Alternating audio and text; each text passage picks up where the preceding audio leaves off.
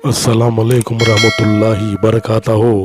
मोअज़्ज़िज़ नाज़रीन, आज की छोटी बात यह है कि तुम अल्लाह के आगे झुक जाओ, अल्लाह तुम्हें किसी के आगे झुकने नहीं देगा। इसलिए अपनी ज़िंदगी में नमाज कायम कीजिए।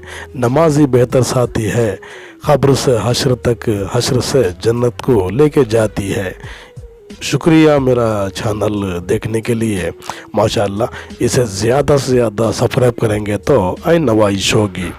कुछ अशआर आपके सामने पेश करता हूँ, काबिल कबूल हो। दूसरों पर मुकम्मल भरोसा करने की आदत मुझे ले डूबी ज़माने में, आदत मुझे ले डूबी ज़माने में। अगर किसी इंसान को तुम्हारी वजह से तकलीफ़ हो, तुम्हारे सारे सजदे बेकार ही, तुम्हारे सारे सजदे बेकार ही। रिस्क हो या मोहब्बत ज़माने में गालिब, कदर ना करो तो अल्लाह छीन लेता है। रोज़ा एक बेमिसाल इबादत है, रोज़ा एक बेमिसाल इबादत है जो अल्लाह को बहुत पसंद है, जो अल्लाह को बहुत पसंद है। सुकून भी तेरे सजदों में मिलता है। मेरे अल्लाह तू मौत भी बस सजदों में देना। समझ गया हूँ कि कोई नहीं समझेगा मुझे, सो ज़माने से मैंने गुफ्तगू मुख्तसर कर ली। रोज़ गुनाह करता हूँ, वो छुपाता है अपनी रहमत से। मैं मजबूर हूँ अपनी आदत से, वो मशहूर है अपनी रहमत से।